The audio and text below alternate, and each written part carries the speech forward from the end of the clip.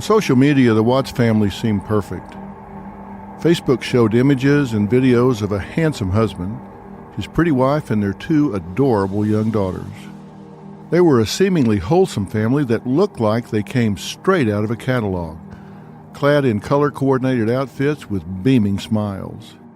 No one in the small, close-knit Colorado town who knew them could have ever imagined, in their worst nightmares, the tragic fate that lay ahead. Soon, this picture-perfect family would be ripped to shreds. Shan'ann Watts, pregnant with Chris's third child, and her two daughters, 4-year-old Bella and 3-year-old Celeste, would go missing and ultimately be found brutally murdered. It was a case that shocked America with its tragedy, and more than that, its evil. And what seemed to be a case of a missing mom took a very dark turn right from the start. Chris Watts gave a chilling news interview when his pregnant wife and two daughters first disappeared. He stood on his front porch, stone-faced and timid, asking for the return of his missing family.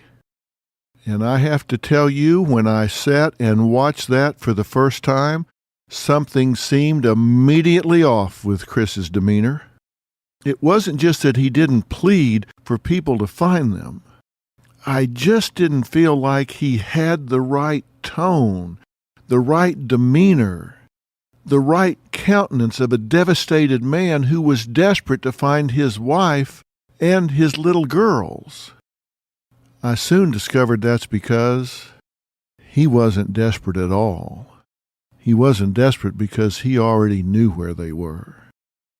Police soon discovered that patriarch Chris Watts was the one who made his family disappear. He was the one who violently ended the lives of his innocent pregnant wife and their two daughters. It's a case that 1 year later continues to mystify and stun the nation. How and why did a father murder his own family, ending their lives with his bare hands? What drove him? A man who on the outside seemed pleasant, normal, to commit such a monstrous act. Not since Scott Peterson, who was convicted of killing his pregnant wife Lacey, has a case struck such a chord with the American people. The saying goes, the devil will come as everything you ever wish for. When Shan'ann Watts first met her future husband Chris, she told friends she felt like she had met her Prince Charming. But the man who once swept Shan'ann off her feet would be the same man who would end her life and the lives of her children, twisting Shannan's fairy tale into one of the darkest nightmares of our generation. In this episode, we'll dive into this story from the beginning, starting with the disappearance of Shan'ann and her daughters. But this isn't a typical mystery. This isn't a case of who did it. We already know who did it. This is a case of why they did it. Why did this all-American husband and father, a guy who seemed like your average nice guy, do the unthinkable? This wasn't someone that just snapped one day and did something on impulse. No. This was much more evil. When a crime like this occurs, people always ask me, Dr. Phil, who does this kind of thing? And when they ask me, it is not a rhetorical question. I know that because they then pause with a quizzical look on their face, waiting for an answer. They want the answer because they want to know how to spot these kind of people. They want to know what to look for. They want to know how they could have missed this. Is there someone in their life that they're missing? In the coming episodes, we'll analyze what was really going on in the Watts marriage and, more importantly, in Chris's demented and twisted mind. We'll go deep inside the mind of a murderer whose victims were his own flesh and blood. And what he did to those children as they looked him in his eyes and called him Daddy is unthinkable. The man that was supposed to protect them, cherish them, keep them safe. What circumstances, what personality traits turned Chris from a seemingly normal Colorado father into one of the most infamous killers we're likely to hear about in our lifetime? The harsh truth was that Chris was anything but a nice guy. Hiding behind the good-looking face was a secret life and secret thoughts, and the two combined created a slow, steady burn that would lead Chris to murder. This is The Devil Beside Me, the Chris Watts story. Husband, father, killer. Green Chef is the first USDA-certified organic meal kit company. Green Chef is now owned by HelloFresh, and with a wider array of meal plans to choose from. Love switching it up? Now you can enjoy both brands at a discount with me. Choosing Green Chef means choosing real foods that support a healthy lifestyle. You can count on meals that are good for your body. Green Chef offers unique farm-fresh ingredients and premium proteins. The beef tenderloin with tomato shallot sauce. Now this is a restaurant-worthy meal that's guaranteed to wow. The paleo-friendly meal is fantastic and simple to make. Robin and I have fun creating Green Chef meals. It fits perfectly with our diet and lifestyle. So go to greenchef.com/60mystery and use code 60mystery to get 60% off plus 20% off your next 2 months. That's greenchef.com/60mystery and use code 60mystery to get 60% off plus 20% off your next 2 months. The #1 meal kit for eating well. Shan'ann and Chris Watts lived in Frederick, Colorado, the kind of town where most everyone is on a first-name basis, and the most exciting thing that usually happens is a county fair. It's a town tucked away in the beautiful Colorado mountains, the perfect place to raise a family. It's a safe place where not much happens, or so everyone thought. People who knew Shan'ann gravitated towards her. She was bubbly, pretty brunette who loved sharing updates about her life on social media. Facebook was where her love story would begin with her future husband, Chris Watts.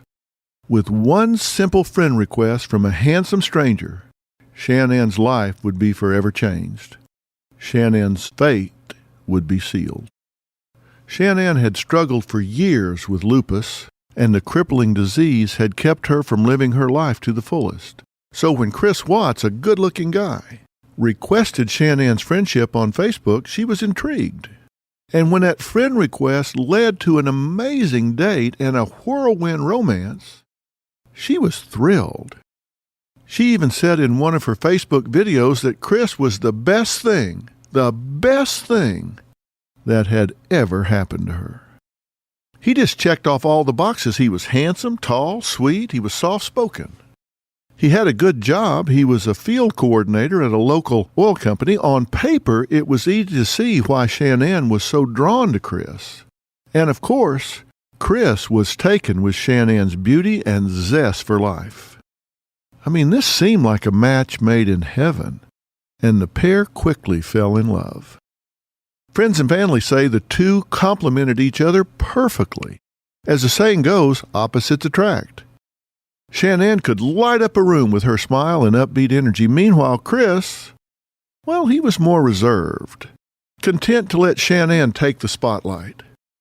In the numerous Facebook videos Shan'ann posted, she animatedly talked to her followers, wanting to share almost every detail of her life, from her beauty regimen to her daily outings. Her videos show Chris playing with her little girls, Shan'ann and Chris on their way to vacation, the simple goings-on of what seemed like a happy suburban family living in a small western town. Shan'ann always seemed so happy online, a woman content with her life and eager to share it. Chris's cameos on her social media showed a nice husband, but one who seemed, well, more comfortable being behind the scenes than center stage. He's kind, but, well, really a little standoffish. And yet, by all accounts, this truly was a good fit. Shannann's mother and father, Frank and Sandra, were impressed with the young man who seemed so in love with their daughter. Shannann's mother even once remarked that Chris must have been sent to Shan'ann from heaven above. After 2 years of courtship, Chris and Shan'ann were married. People who knew them say that in the early stages of their relationship, Chris doted on Shan'ann. He wanted to make her happy. The couple would go on to have 2 beautiful children, Bella and Celeste. Then Shan'ann got pregnant with their 3rd child, the boy they had always wanted. Yes, Shan'ann and Chris seemed to have it all. They were the perfect couple. They had perfect children. They had the perfect suburban house. But we now know it was a facade that was about to come crashing down. Because on August 13th, 2018, just over 1 year ago, Shan'ann was 15 weeks pregnant with a boy the couple planned on naming Nico. Shan'ann had returned to the family home late the night before, exhausted from a business trip. August 13th. Truly, the 13th was unlucky, because this was the day that everything would change. While it was a day that started much like any other in this Denver suburb, there were immediately clues that something was amiss with Shan'ann Watts.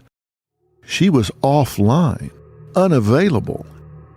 She didn't call or text anyone, and she was unresponsive to numerous calls and messages. It was completely out of character. This was a woman who interacted with her friends and family every single day. She lived her life on social media. Her marketing job depended on it. When she didn't hear from Shan'ann that morning, her good friend and co-worker Nicole knew almost immediately something had to be very wrong. This just was not like her friend. After some time had passed and Nicole still received no word from Shan'ann, she decided she was going to go check on her in person. On the drive over, Nicole tried to convince herself that she was just imagining things. She had just been with Shan'ann. They went on a work trip to Arizona together. They had flown home to Colorado together only just the night before. I mean, what could happen in that short of a period of time? Shan'ann was pregnant after all. It wasn't like she would go off on a lark. She was probably just catching up on some much-needed sleep, or maybe she was feeling under the weather. Still, they spoke every day, and not hearing from her just did not make sense. It was out of pattern. And while she tried to make it okay in her mind, something in her heart was troubled. She just knew instinctively this was not right. The Watts house looked just as it always did as Nicole pulled up. It was a multi-level brown house, identical to the other cookie-cutter houses that lined the friendly neighborhood street.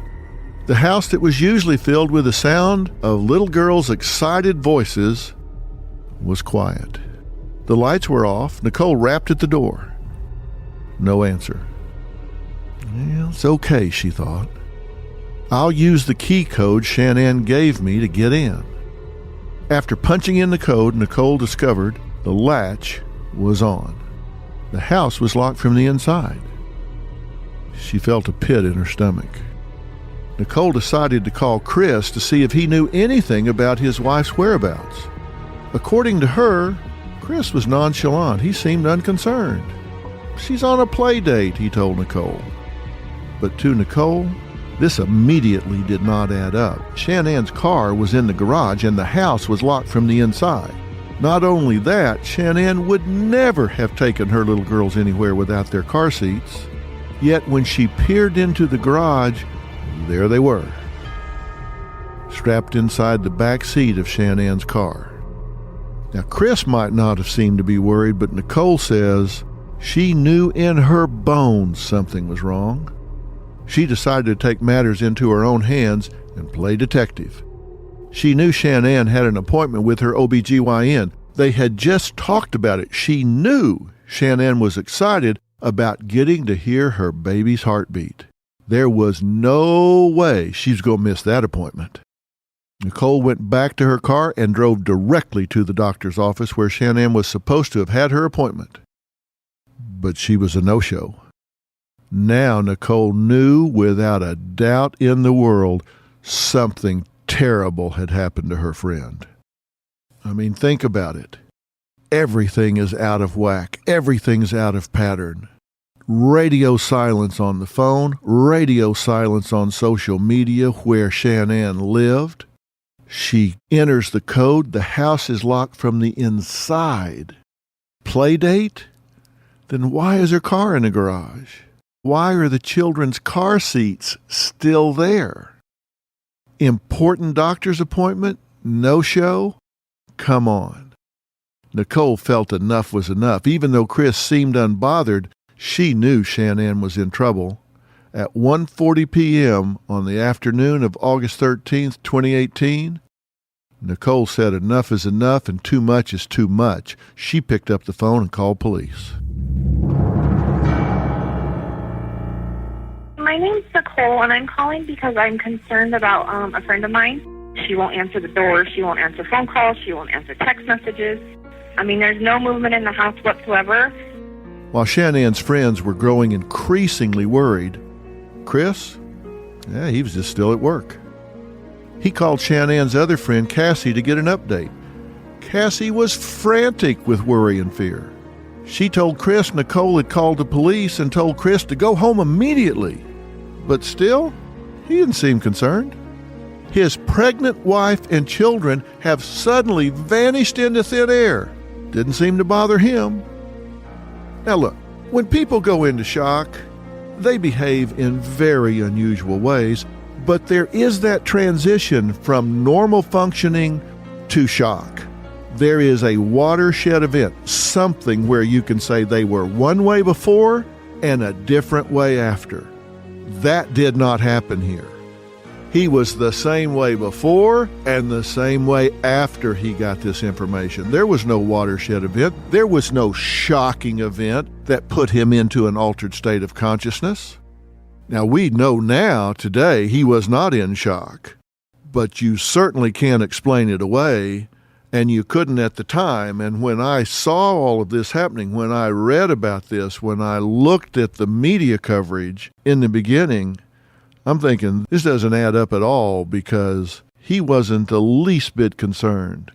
If somebody calls me and says, hey, I can't get a hold of your wife, she is way out of pattern, house is locked, car's there, car seats are there, she's gone, kids are gone, I'm going to at least pick up the phone and call and say, hey, what's up? Everything okay? Where are you?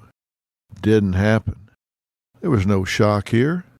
And that's the problem with a sociopath. That's a problem with a psychopathic personality. They don't even know how to mimic empathy. They don't know how others would react in a similar situation, so they don't even know how to mimic it. They don't have that feeling. Remember I said he didn't like the spotlight? He seemed a little standoffish. He didn't know how to engage.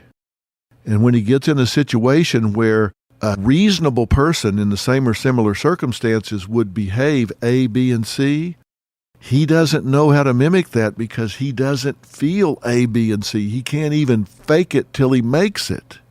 But her friends sure know how. Like Nicole, Cassie was frustrated with Chris's reaction. She claimed she told him off on the phone. Just told him off. What's wrong with you? Chris did all he knew how to do. Hey, nothing's wrong. Shannann's friends were blowing things out of proportion. He just said, come on, calm down. He didn't want the police involved. He told Cassie as much in a text message. Too late. A cop was already on his way to the Watts residence. Officer Scott Coonrod arrived at the Watts house to meet Nicole. Like Nicole had done hours earlier, Officer Coonrod peered inside. The lights were out and there was no sign of Shan'ann, no sign of her daughters Bella or Celeste, and no sign of Chris Watts. Now, remember, the police had been called at 1:40. Chris had already been notified. Before that, she had reached out, and he had just said play date. So by now, he has known for hours that she's gone off the radar, and still no reaction whatsoever. None. After the officer had finished searching the back porch and perimeter of the home for signs of the family, Chris finally pulls up in his gray truck. He gets out, seems completely at ease. He was athletic, dressed in jeans and a long-sleeve t-shirt. Sunglasses perched on top of his head. I mean, he's just Joe Cool. Typical work outfit. Seemed like he didn't have a care in the world.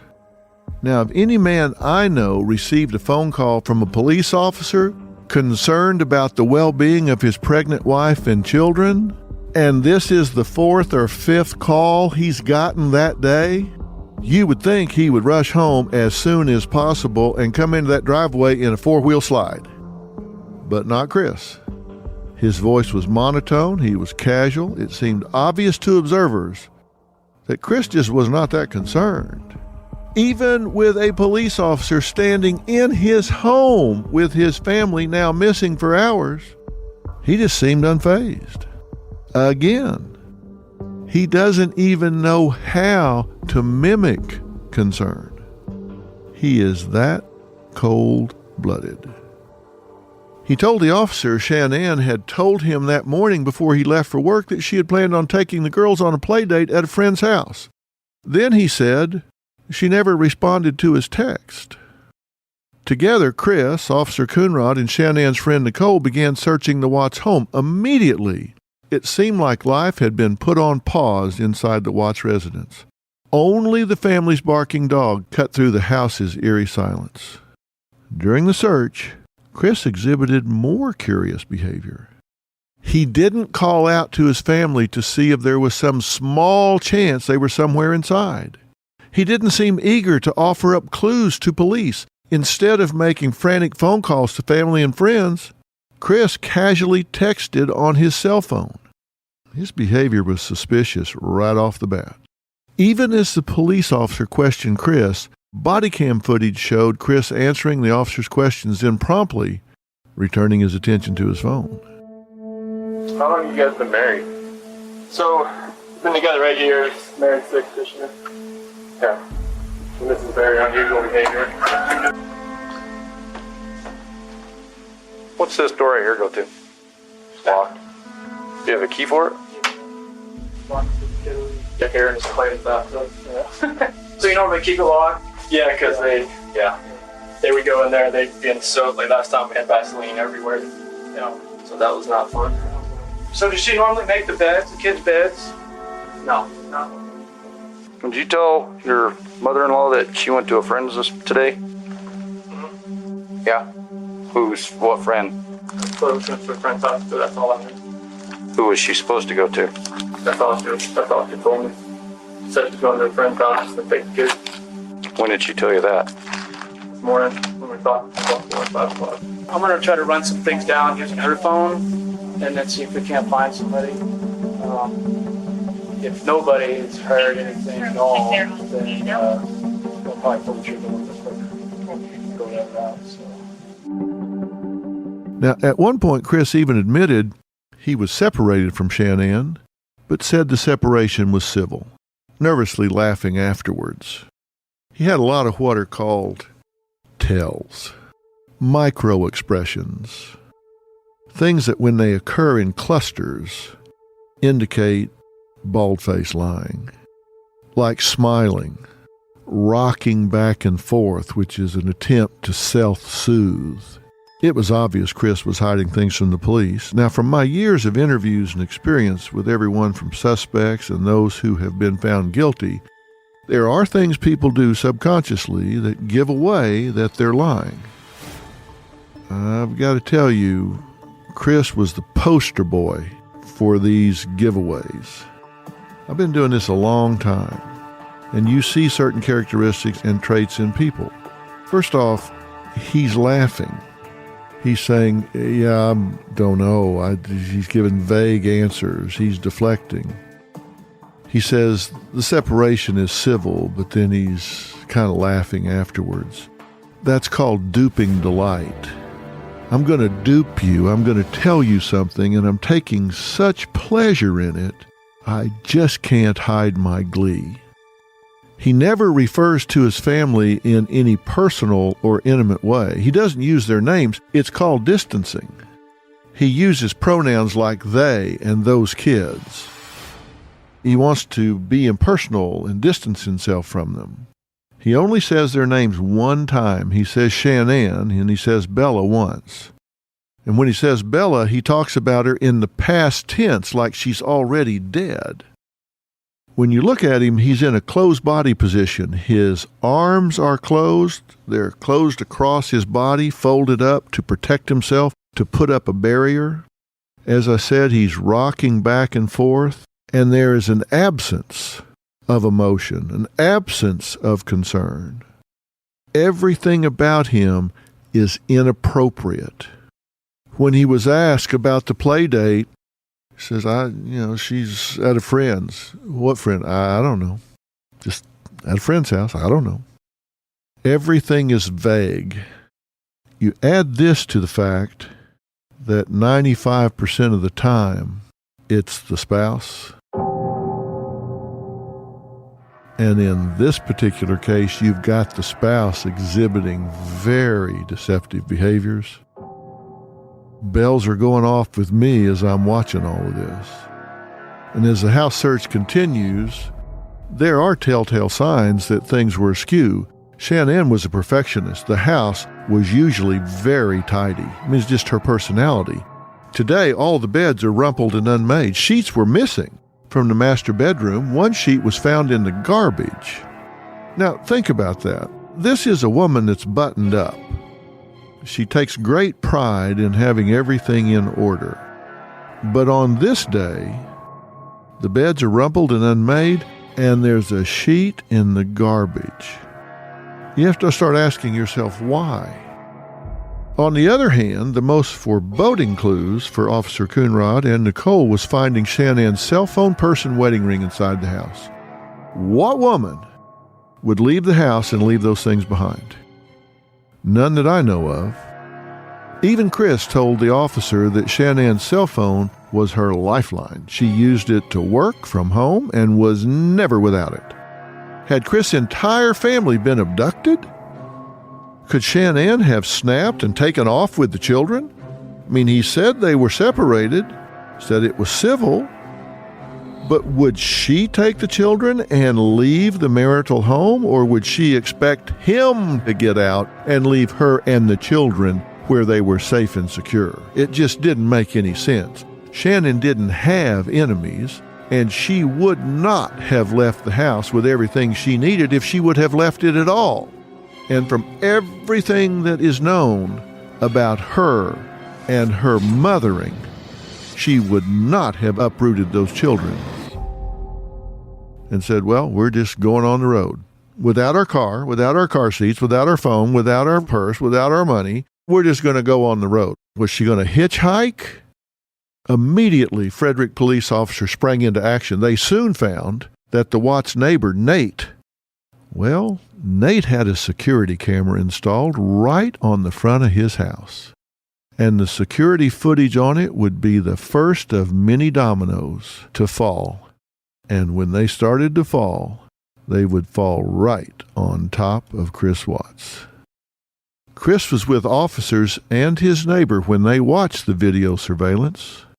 As Chris stood in front of the television, an officer's body cam captured his reaction. The security camera footage showed Shannann's car pulling into her garage a little before 2 a.m. in the early morning hours of August 13th. A few hours later, pre-dawn, Chris is shown backing his truck into the driveway up to the garage and driving off into the night.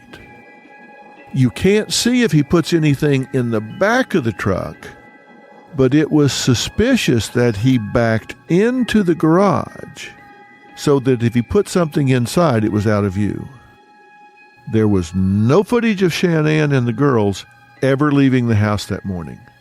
The only person shown leaving the Watts home alive the morning of August 13th, yeah, you guessed it, Chris Watts himself. And then we see Chris Watts' truck leaving the house. Was he in it alone, or was somebody in it with him? Well, Chris's story was beginning to unravel, and he knew it. When he was watching that video, and you look at the body cam on the police officer, it's almost as though that was the moment that this malignant narcissist knew, this is coming unglued. He's standing there, he's got his hands over his head in the most forlorn, oh my God posture you can imagine. And he just turns around and walks away. At 517. Usually park out there on the side. I just want to get everything back in. It'd be easier to lug everything out there, all the tools that I had to bring in. That footage showed him reacting to this revelation in real time. He was sweaty, shifty, putting his hands behind his head, trying to make up excuses as to why he would be loading his truck up at such an early hour. Both Chris's neighbor, Nate, and the police officer noticed the shift in Chris's demeanor. He had been caught red-handed. They discussed it with each other after Chris left the room. Not acting right. No. Was never fishing, never rocking back and forth, and if you look, he never loads his stuff in and out of the garage ever. Right. But watch, you'll see him get out and walk back and forth a couple times. To be completely honest with you, my wife and I were kind of wondering when she was on vacation if something happened, because I've heard them full out screaming at each other at the top of their lungs, and he gets crazy. Does he? That's pretty recently. Yeah. Well, that's why she went and visited people, is because she wanted to get away from the situation. At this point in the investigation, you have a guy who doesn't seem the least bit frantic. He's not crying, he's not yelling, he's not outraged at the fact that his family is nowhere to be found. Doesn't that seem incongruent with the circumstances? I mean, think about it. At this point, now maybe earlier he can just maybe say, I'm dumber than a box of rocks. I just haven't figured out that they're missing. But by now, friends are there, police are there. He supposedly called, text, whatever. By now, he's figured out they're missing. At this point, there is no reason that he would be anything other than concerned, anything other than panicked. He may be separated from his wife, and you could make the argument, hey, he's withdrawn his emotion from her. But not those two little girls. When Chris stepped out of the room, Nate, the neighbor, told police about Chris. He just said straight up, he's not acting right. He then went on to tell the police more about how the Watts marriage was less than rosy. He often heard Chris and Shan'ann arguing, sometimes screaming at the top of their lungs. Shan'ann had gone away for most of the summer to stay with her parents in North Carolina, which the Watts neighbor also thought was strange. It's now August 14th. The Colorado Bureau of Investigation and the FBI joined the Fredericks police force in an effort to locate Shan'ann. The case was now picked up by the national media, and the public was swept up by the mystery and the family's apple pie good looks. Theories spread like wildfire as the nation began to learn about the Watts family. A beautiful pregnant woman and her innocent children missing without a trace. Into thin air. A husband left to pick up the pieces, hopeful for their return. Or so he would have you believe. The media couldn't help but compare Chris to Scott Peterson. And later you're going to hear some comparisons that are more than chilling. The two cases had a ton of similarities. Like Scott, Chris was a good-looking young guy in his early 30s. He didn't act how people would expect a grieving and worried husband and father to act. What would cause most men to go into full protective mode on a mission to save their family barely even triggered Scott or Chris. The only time they seemed moved was when they got caught in their own web of lies, when puzzle pieces in their stories didn't add up. And again, you look at the profile of the psychopath or sociopath or antisocial personality, whatever label you want to put on it, given your place on the historical evolution of this personality type, The only time they do have emotion, the only time they do have remorse, is remorse at getting caught. Not remorse about what they did. Just remorse at getting caught. Why? Well, because that's inconvenient. They don't like to get caught because it disrupts their plan. They're narcissists. It's all about them. How dare you inconvenience me by catching me in a lie? How dare you arrest me? How dare you put me in jail? That makes me sad. I don't like that. I have no feeling about the crime I committed. I just don't like you inconveniencing me with these charges, with this trial, with this incarceration. I'm sorry I got caught. Now, against his mother-in-law's advice, Chris did decide to speak to the media, and it was this interview that sparked a firestorm of debate in the media and made Chris an overnight household name. In the court of public opinion, that interview was pretty damning. I am the media, and I can tell you it was pretty damning, because when I looked at that, it was game over. Denver reporters interviewed Chris on his front porch. His pregnant wife and children had been missing for an entire day, and Chris stood on the porch with his arms folded stiffly across his chest, his good-looking face an almost blank slate. Again, as I said, this was his chance to show America that he was a husband out of his mind with worry, a husband who would do absolutely anything to get his wife and little girls back safe and sound. This was his chance. This is when you look at the camera, you look right down the pipe, right down the lens, and you hope the abductor is listening and looking, and you have a chance to speak to them, appeal to their compassion. And here's how he used that time. If she's vanished, I want her back so bad. I want those kids back so bad.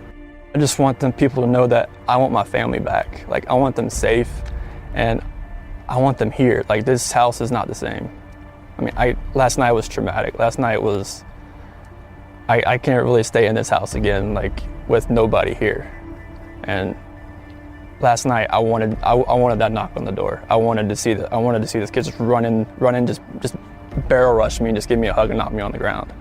But that didn't happen. Well, that interview was the beginning of the end for Chris Watts. Already a suspect for police, it did not take a rocket scientist to think Chris's interview was bizarre. For starters, his awkward, stiff pose made him seem really closed off. He swayed slightly back and forth. Look, when people cross their arms, it's usually in an effort to protect themselves from others in social situations or to keep others at a distance, especially if they have a secret to keep. There's what we call closed body position. There's what we call open body position. It's the difference between vulnerable and being closed off. And if you're really appealing to the human side of a kidnapper or an abductor, or wanting to inspire and motivate the public, you want to connect with them emotionally. You want them to feel what you're feeling. Because if they stand in your shoes, they are moved to try and help you. People bond heart to heart, not head to head. So when you have that chance, when you look down the pipe, when you look right into that lens, and you speak to people from the heart, you want a connection. So they'll get up off their couch, they'll go search the woods, they'll call the tip line. If it's the abductor, they'll say, bad idea here. We need to just drop them off at a rest area somewhere and stop this before it gets any worse. Those are your hopes, those are your dreams. Chris had no tears. The man who everyone assumed must be in a living, breathing hell did not shed one tear. His voice never wavered, it didn't crack, it never seemed to convey any genuine emotion, no real plea for help.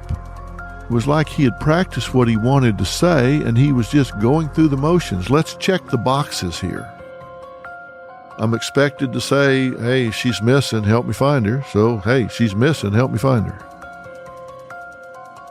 The interview, though brief, spoke volumes. Not only was Chris devoid of emotion, but he had a lot of slip-ups here. There were times when he referred to Shan'ann in the past tense, talking about the type of person she was, not is.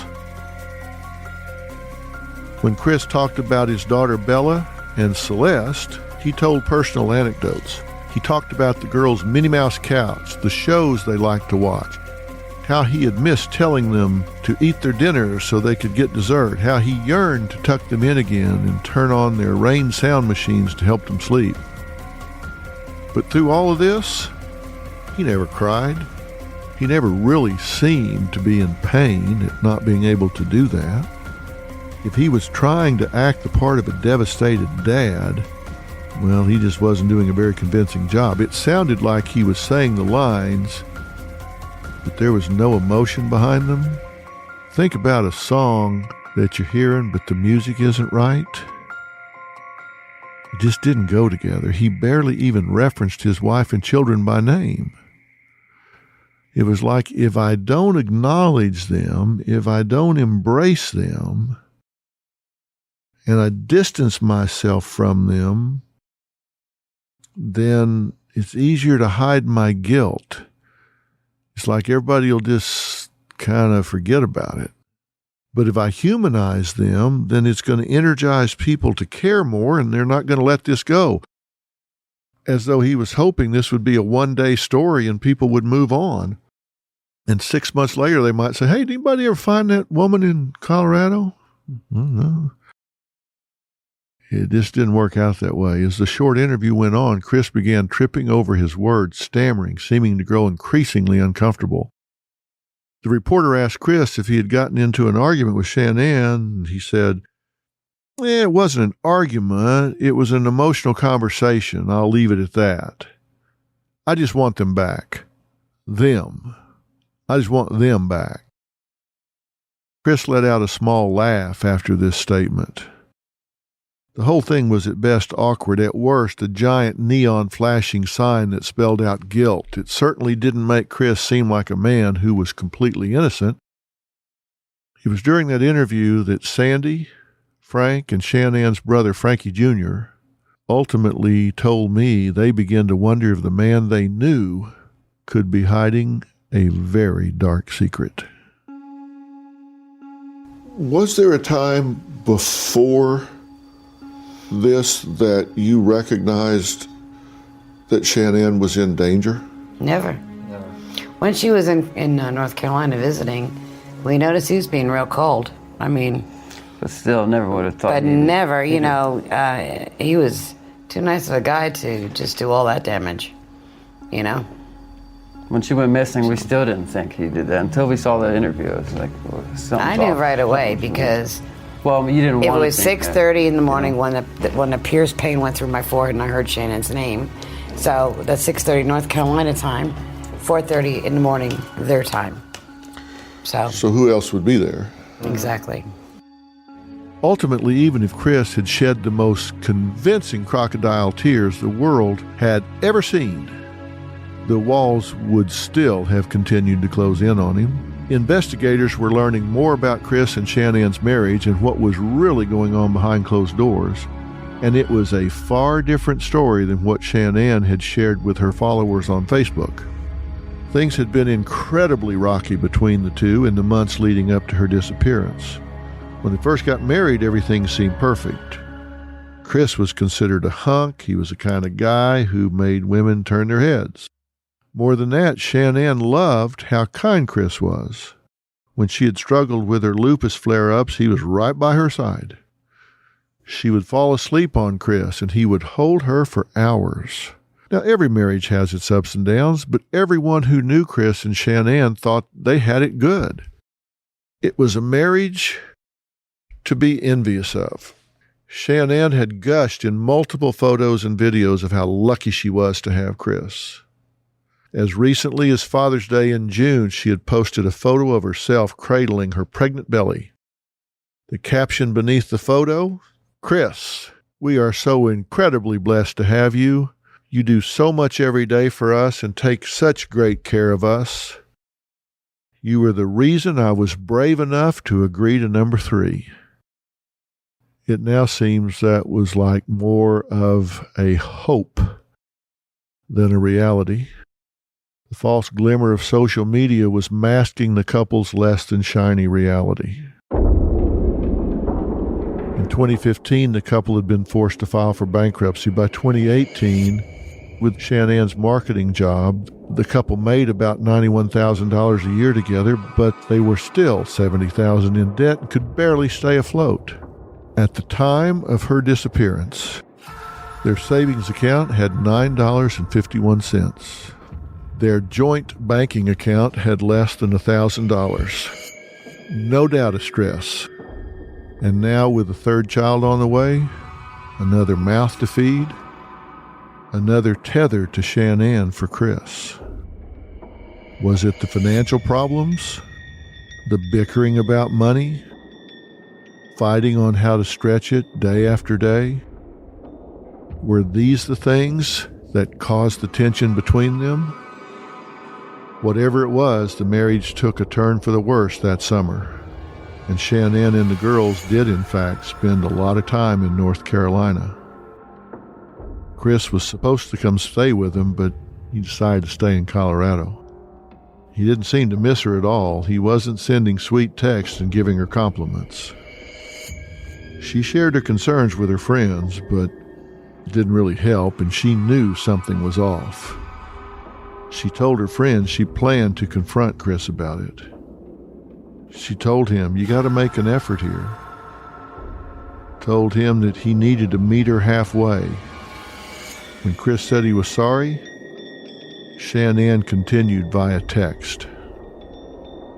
Sometimes absence makes the heart grow fonder, and Shan'ann really hoped that after being apart for the summer, that maybe when they got back together, that things would be rekindled.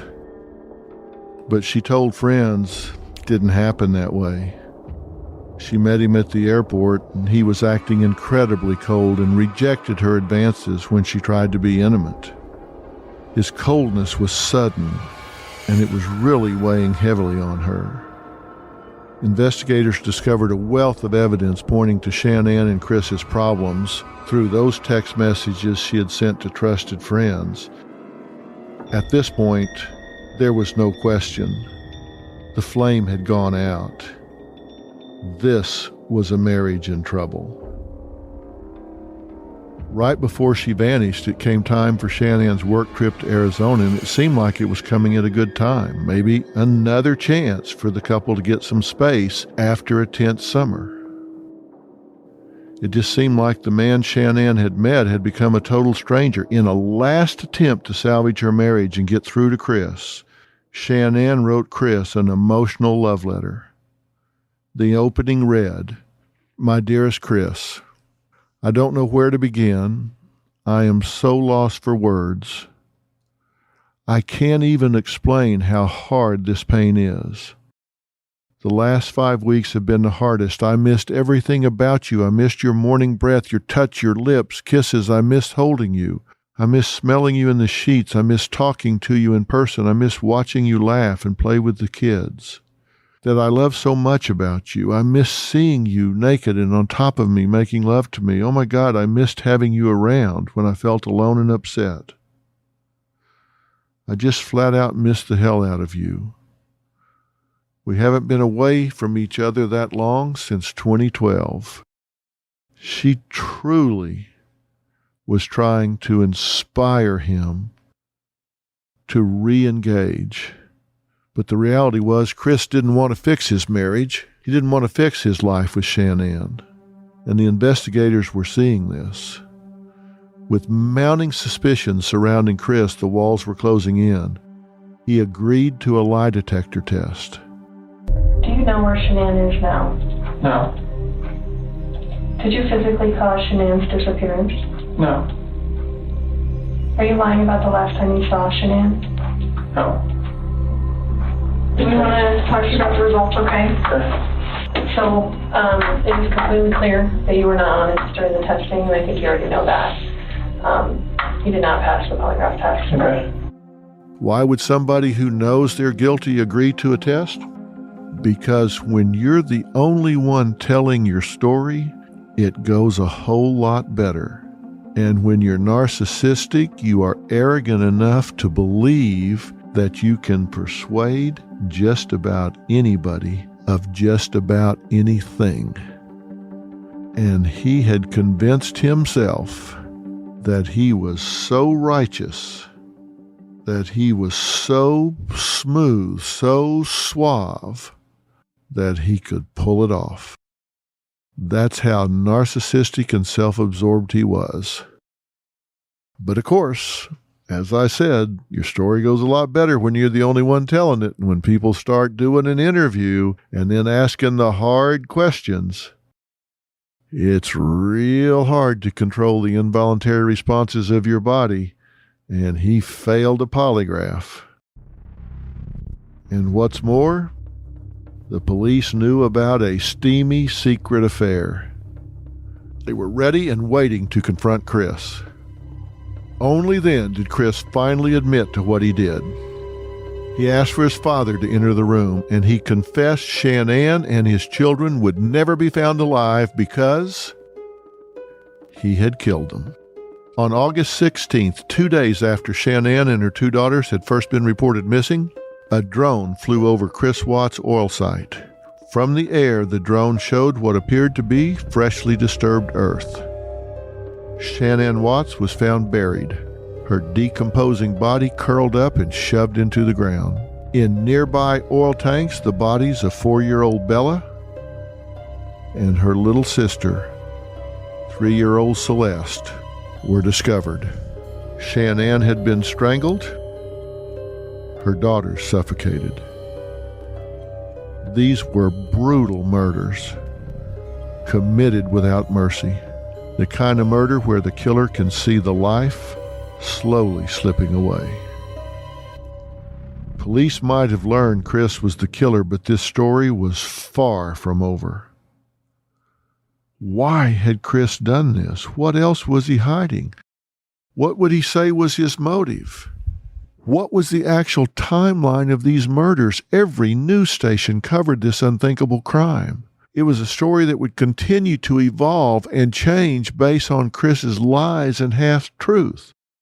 A familicide so brutal the nation just couldn't wrap their heads around it. Just when we thought we knew how horrific this could possibly get, another fact would emerge.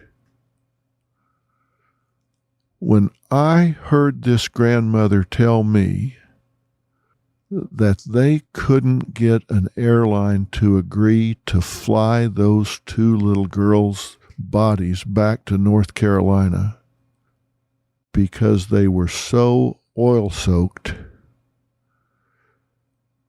that there was a risk of them spontaneously combusting and bursting into flames, it just took my breath away. And I thought, this can't get any more horrific. I was wrong. On the next episode, we will play Chris's chilling admission for you.